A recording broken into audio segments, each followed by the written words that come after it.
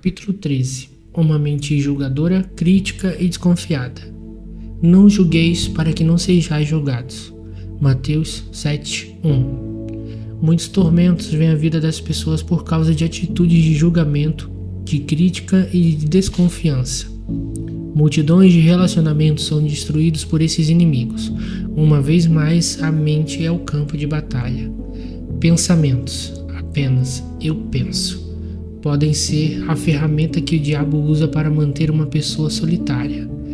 As pessoas não gostam de estar perto de alguém que precisa dar uma opinião sobre tudo. Para ilustrar, certa vez conheci uma mulher cujo marido era um empresário muito rico. Ele era geralmente muito calmo e ela queria que ele falasse mais. Ele sabia bastante sobre muitas coisas. Ela ficava zangada com ele quando eles estavam em um grupo de pessoas e alguém começava uma conversa sobre um assunto com o qual seu marido poderia ter contribuído inteligentemente. Ele poderia ter-lhes dito tudo o que sabia, mas não o fazia. Certa noite, depois que ele e sua esposa haviam retomado de uma festa, ela o repreendeu dizendo: "Por que você disse àquelas pessoas o que você sabia sobre o que eles estavam conversando? Você só ficou lá e agiu como se não soubesse alguma coisa." "Eu já sei o que sei", ele respondeu. "Tento ficar quieto e ouvir, assim eu posso descobrir os que os outros sabem." Entendi que era exatamente por isso que ele era rico. Ele também era sábio. Poucas coisas conseguem riqueza sem sabedoria e poucas pessoas têm amigos sem usar sabedoria em seus relacionamentos. Ser rápido para julgar, ser opiniático e ser crítico são, com certeza, 3 maneiras de ver um relacionamento se dissolver. Satanás com certeza quer que sejamos rejeitados, então ele ataca nossa mente nessas áreas. Este capítulo, espero, nos ajudará a reconhecer padrões errados de pensamento, como também a aprender como amar e com a dúvida. O julgar definido. No dicionário expositivo das palavras do Novo Testamento, Divine, uma das palavras gregas traduzidas como julgamento é parcialmente definida como uma decisão sobre as faltas dos outros e contém uma referência cruzada à palavra condenação. De acordo com a mesma fonte, uma das palavras gregas traduzidas como julgar é parcialmente definida como formar uma opinião e contém uma referência cruzada à palavra sentença. 2. Deus é o único que tem direito de condenar ou sentenciar. Portanto, quando fazemos um julgamento sobre alguém, estamos de certo modo nos colocando como Deus na vida dessa pessoa. Não sei sobre você, mas isso coloca um pequeno medo divino em mim. Sou bastante ousada, mas não estou interessada em tentar ser Deus. Essas áreas foram no passado um problema sério em minha personalidade, e acredito que serei capaz de dividir algumas coisas que Deus tem me ensinado que o ajudarão. Crítica, opiniões e julgamento parecem ser parentes, então vamos discuti-los juntos como um problema gigante. Eu era crítica porque sempre parecia ver o que estava errado em vez de ver o que estava certo. Algumas personalidades são mais propensas a essa falha do que outras. Alguns tipos de personalidades mais joviais não querem ver nada, exceto as coisas felizes e divertidas da vida. Então, eles não prestam muita atenção nas coisas que poderiam arruinar seu prazer. A personalidade mais melancólica ou a personalidade controladora frequentemente vê o que é errado primeiro. Geralmente as pessoas com esse tipo de personalidade são generosas em compartilhar suas opiniões negativas e pontos de vista com os outros. Devemos perceber que temos uma própria maneira de ver as coisas. Gostamos de dizer às pessoas o que pensamos e é exatamente o ponto. O que eu penso pode ser certo para mim, mas não necessariamente certo para você e vice-versa. Com certeza, sabemos que não roubarás é certo para todos, mas aqui estou falando de milhares de coisas que encontramos todo dia que não são necessariamente nem certas nem erradas, mas são simplesmente escolhas pessoais. Eu poderia acrescentar que essas são escolhas que as pessoas têm o direito de fazer por conta própria, sem interferência externa. Eu e meu marido somos extremamente diferentes em nosso enfoque sobre muitas coisas. Decorar uma casa seria uma dessas coisas. Não é que não gostemos de qualquer coisa que o outro escolher, mas se sairmos para fazer compras de coisas de casa juntos, sempre parece que Dave gosta de uma coisa e eu de outra. Por quê? Simplesmente porque somos duas pessoas diferentes. A opinião dele é tão boa quanto a minha e a minha é tão boa quanto a dele. Elas são simplesmente diferentes. Levou anos para que eu entendesse que não havia nada errado com Dave só porque ele não concordava comigo. E, claro, geralmente eu o deixava saber que achava que havia alguma coisa errada com ele por não compartilhar minha opinião. Obviamente, minha atitude causou muito atrito entre nós e machucou o nosso relacionamento. Orgulho, um problema do eu. Digo a cada um dentre vós que não se valorize nem pense de si mesmo além do que convém. Não tenha uma opinião exagerada de sua própria importância. Antes, pense em moderação. Avalie com sua habilidade com julgamento sóbrio, segundo a medida da fé que Deus repartiu a cada um. Romanos 12, 3. Julgamento e crítica são frutos de um problema mais profundo. Orgulho. Quando o eu em nós é maior do que deveria ser, ele sempre causará os tipos de problemas que estamos discutindo. A Bíblia repetidamente nos adverte sobre sermos presunçosos. Sempre que nos superamos em uma área, é apenas porque Deus nos deu um presente de graça por isso. Se formos presunçosos ou tivermos uma opinião exagerada de nós mesmos, então isso nos levará a desprezar os outros e a avaliá-los como menos do que somos. Esse tipo de atitude ou pensamento é extremamente detestável ao Senhor e abre muitas portas ao inimigo em nossa vida. Temor santo. Irmãos, se alguém for surpreendido em alguma falta ou pecado de qualquer natureza, vós que sois espirituais, que sois responsivos ao Espírito Santo e controlados por ele, corrigi-o e restaurai-o e reintegrai-o sem qualquer senso de superioridade, com espírito de brandura, e guardai-vos. Mantende um olho atento para vós mesmos, para que não sejais também tentados. Levai, suportai, carregai as cargas e as falhas morais incômodas uns dos outros, e assim cumprireis e observareis perfeitamente a lei de Cristo, o Messias, e completareis o que está faltando em obediência a ele. Porque se alguém, qualquer pessoa, julgar ser alguma coisa muito importante para condescender em sustentar o fardo de outrem, não sendo nada a si mesmo se engana e se ilude. Gálatas 6, versículo 1 ao 3. Um exame cuidadoso dessa passagem revela-nos rapidamente como devemos agir em relação à fraqueza que observamos nos outros. Ela demonstra a atitude mental que devemos manter dentro de nós mesmos. Devemos ter um temor santo do orgulho e devemos ser cuidadosos com o julgar dos outros ou críticos com eles. Quem somos nós para julgar? Quem és tu que julgas e censuras o servo alheio? Para o seu próprio Senhor está em pé ou cai, mas estará em pé ou será sustentado, porque o Senhor, o Mestre, é poderoso para o suster e fazê-lo ficar em pé. Romanos 14, 4. Pense dessa forma. Digamos que sua vizinha viesse à sua porta e começasse a instruí-lo sobre o que os seus filhos deveriam vestir para a escola e os quais materiais ela achava que eles deveriam fazer. Como você reagiria? Ou suponha que sua vizinha lhe dissesse que ela não gostava do jeito como sua empregada, com o qual você está muito satisfeita, limpava sua casa. O que você diria à sua vizinha? É exatamente o ponto que essa passagem está assinalando. Cada um de nós pertence a Deus, e mesmo que tenhamos fraquezas, Ele é capaz de nos fazer ficar em pé e nos justificar. Damos conta a Deus, não uns aos outros, portanto não devemos julgar um ao outro de maneira crítica. O diabo fica muito ocupado designando demônios para colocar pensamentos de julgamento e de crítica na mente das pessoas. Eu posso me lembrar de quando era divertido para mim sentar-me em um parque ou no shopping e simplesmente olhar todas as pessoas passarem enquanto eu formava uma opinião mental de cada uma delas.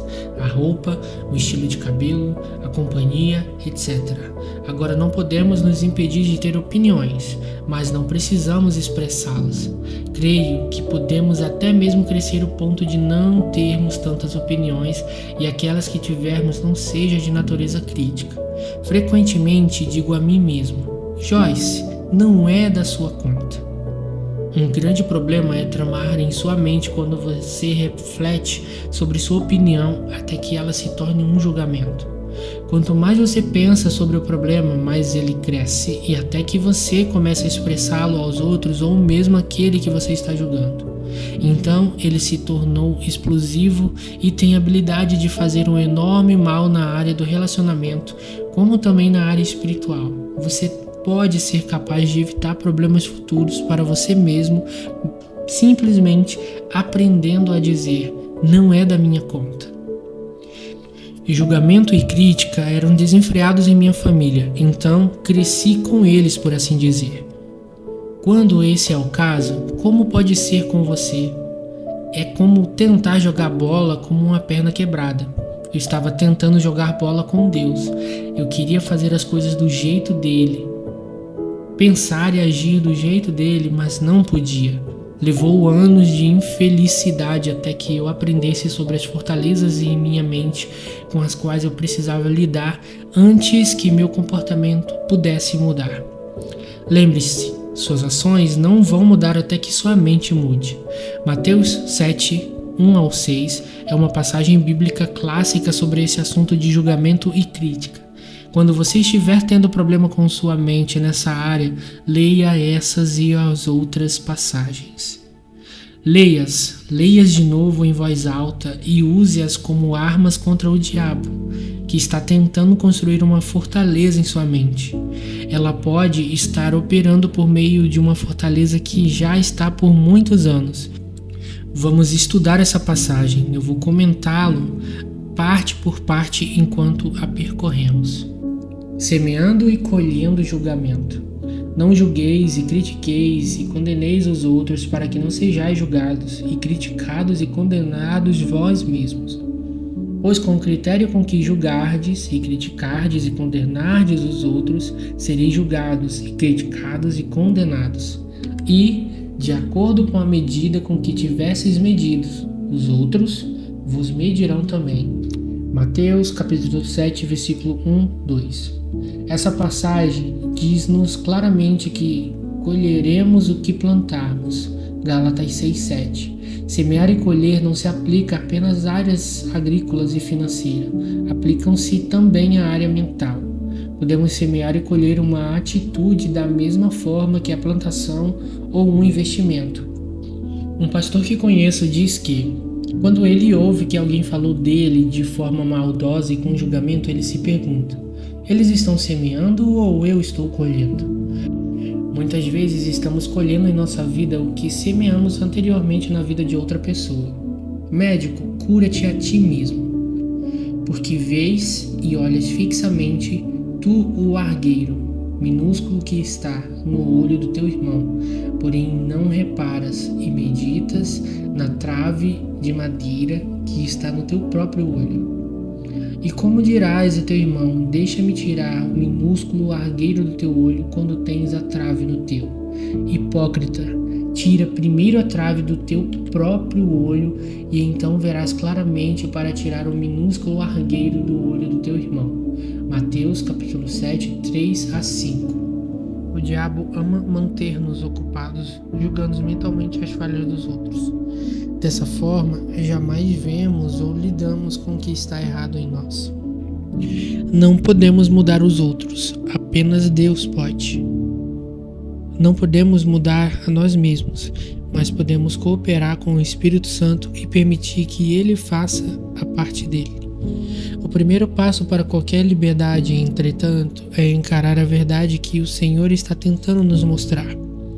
Quando temos nossos pensamentos e conversamos focados no que está errado com todos os outros, estamos geralmente sendo enganados sobre nossa própria conduta. Portanto, Jesus ordenou que não nos preocupássemos com o que está errado com os outros, quando temos tantos erros com nós mesmos. Permita que Deus lide com você primeiro e, então, aprenderá a forma bíblica de ajudar o seu irmão a crescer em sua caminhada cristã. Amai-vos uns aos outros. Não deis aos cães o que é santo, as coisas sagradas. Nem lanceis aos porcos as vossas pérolas, para que não as pisem com os pés e, voltando-se, vos dilacerem. Mateus capítulo 7, versículo 6. Creio que essa passagem bíblica está se referindo à nossa habilidade dada por Deus para amar uns aos outros. Temos uma habilidade e uma ordem de Deus para nos amarmos uns aos outros, mas em vez disso, o julgamos e criticamos, tomamos algo santo, o amor, e o jogamos para os cães e os porcos, os espíritos demoníacos. Abrimos as portas para que eles sapateiem sobre as coisas santas e voltem e nos rasguem em pedaços. Precisamos entender que a caminhada do amor é proteção para nós contra os ataques demoníacos. Não acredito que o diabo possa fazer muito mal a alguém que realmente anda em amor. Quando eu fiquei grávida do nosso quarto filho, eu era uma cristã batizada com o Espírito Santo, chamada para o ministério e uma diligente estudante da Bíblia. Havia aprendido a exercitar minha fé para a cura. Entretanto, durante os 3 primeiros meses de gravidez, fiquei com muito enjoo. Perdi peso e energia.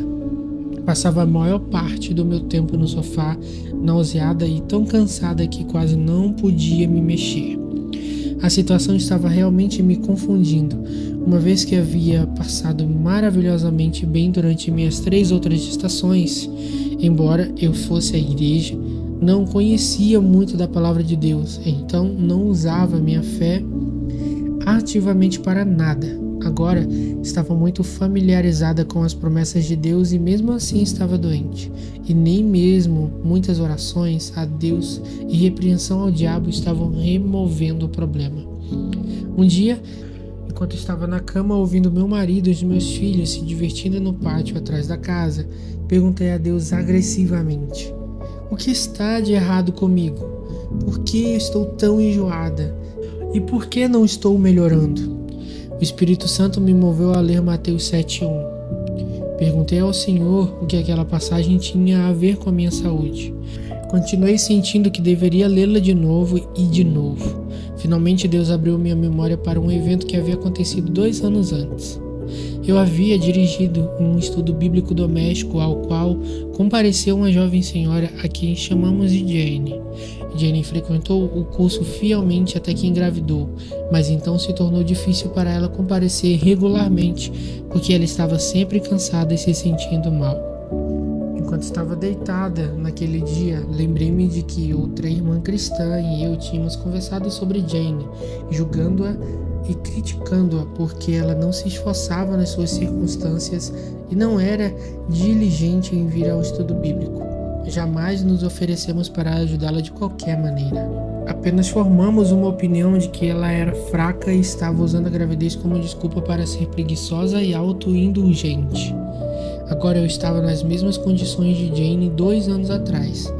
Deus me mostrou que, embora eu tivesse sido saudável durante as minhas primeiras 3 gestações, tinha aberto uma imensa porta para o diabo pelo julgamento e crítica. Eu tinha tomado minhas pérolas, a coisa santa, minha habilidade de amar Jane, e jogado aos cães e porcos, e agora eles tinham voltado e estavam me rasgando em pedaços. Posso dizer-lhe, fui bastante rápida em me arrepender. Assim que eu fiz, minha saúde foi restaurada e passei muito bem durante o tempo restante da minha gravidez. Desse incidente aprendi uma importante lição sobre os perigos de julgar e criticar os outros. Gostaria de poder dizer que depois daquela experiência jamais cometi outro erro daquela natureza, mas sinto dizer que tenho cometido muitos erros desde então. Cada vez Deus tem precisado tratar comigo pelo que lhe sou agradecida. Nós todos cometemos erros, nós todos temos nossas fraquezas. A Bíblia diz que não devemos ter um coração duro, um espírito crítico de uns para com os outros, mas em vez disso devemos nos perdoar uns aos outros e mostrar misericórdia uns para com os outros, da mesma forma que Deus, por amor a Cristo, tem feito por nós. Efésios 4:32. Julgar traz condenação. Portanto, és indesculpável, não tens desculpa ou defesa ou justificação. Ó homem, quando julgas, quem quer que sejas, porque no que julgas e passas sentença, a outro, a ti mesmo te condenas, pois tu que julgas habitualmente, praticas as próprias coisas que condenas, e censuras e denúncias. Romanos 2:1. Em outras palavras, nós fazemos exatamente as mesmas coisas pelas quais julgamos os outros. O Senhor deu-me um exemplo muito bom certa vez para ajudar-me a entender esse princípio. Eu estava ponderando porque nós mesmos fazíamos alguma coisa e achávamos perfeitamente correto, mas julgávamos alguém que o fizesse. Ele disse: Joyce, você se olha com os óculos cor-de-rosa, mas olha para todos os outros com lente de aumento.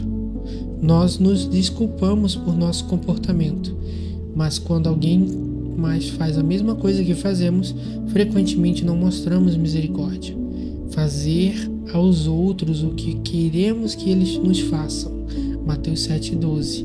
É um bom princípio para a vida, o qual, se seguindo, evitará muito julgamento e crítica. Uma mente julgadora é um ramo de uma mente negativa.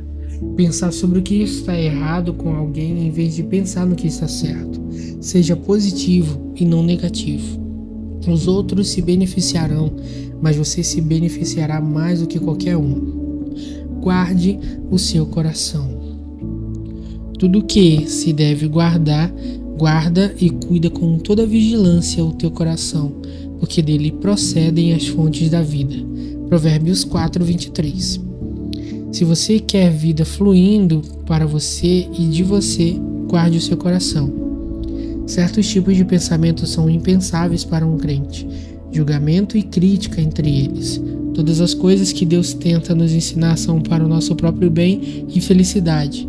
Seguir o caminho de Deus traz fecundidade. Seguir o caminho do diabo traz decadência. Suspeite da suspeita. O amor tudo suporta.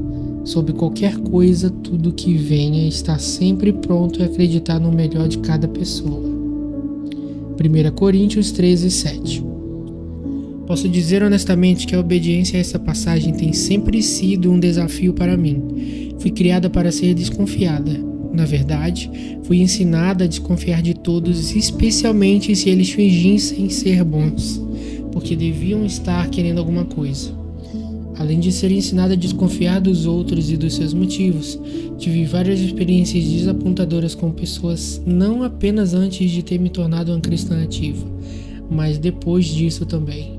Meditar nos componentes do amor e perceber que o amor sempre espera o melhor tem me ajudado grandemente a desenvolver uma nova forma de pensar.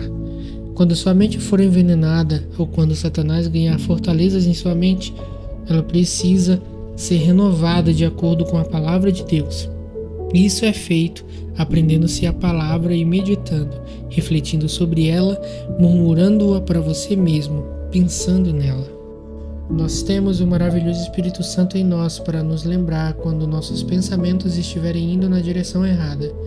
Deus faz isso por mim quando estou tendo pensamentos de desconfiança em vez de pensamentos amorosos. O homem natural pensa: se eu confiar nas pessoas, elas se aproveitarão de mim. Talvez, mas os benefícios superam de longe qualquer experiências negativas. Confiança e fé trazem alegria à vida e ajudam relacionamentos a crescer até o seu potencial máximo. A suspeita mutila o relacionamento e geralmente o destrói. A coisa mais importante a considerar é esta: os caminhos de Deus funcionam, os caminhos do homem não. Deus condena o julgamento, a crítica e a suspeita, e da mesma maneira nós deveremos fazê-lo. Ame o que Deus ama, odeie o que Deus odeia. Permita o que Ele permita e rejeite o que Ele rejeita. Uma atitude equilibrada é sempre a melhor política. Isso não significa que não devemos usar sabedoria e discernimento em nossa conduta com os outros. Não precisamos abrir nossa vida a cada pessoa que encontramos, dando a cada uma a chance de nos triturar. Por outro lado, não precisamos olhar para todo mundo com um olho negativo e suspeito, sempre esperando que os outros se aproveitarão de nós. Confie em Deus plenamente e no homem discretamente. Estando ele em Jerusalém durante a festa da Páscoa, muitos, vendo os sinais, maravilhas e milagres que ele faziam, creram no seu nome, identificaram-se com seu grupo. Mas o próprio Jesus não se confiava a eles, porque os conhecia a todos os homens. E não precisava de que alguém lhe desse testemunha a respeito do homem. Ele não precisava que ninguém lhe desse evidência sobre os homens, porque ele mesmo sabia o que era a natureza humana. Ele podia ler os corações dos homens. João 2, do 23 ao 25. Certa vez, depois que fui envolvida em uma situação desapontadora na igreja, Deus trouxe João 2, 23 a 25 à minha atenção. Essa passagem fala do relacionamento de Jesus com seus discípulos. Ela diz claramente que ele não se confiava a eles. Ela não diz que ele suspeitava deles ou que não tinha confiança neles. Apenas explica que, como ele entendia a natureza humana que nós todos temos, não se confiava a eles de forma desequilibrada. Aprenda uma boa lição. Eu tinha sido machucada profundamente na situação da igreja porque eu tinha me envolvido demais com um grupo de senhoras e perdi o equilíbrio. Cada vez que perdemos o equilíbrio, abrimos a porta para o diabo. A primeira carta de Pedro 5,8 diz: sede bem equilibrados, sóbrios da mente, e vigilantes e cautelosos em todas as ocasiões.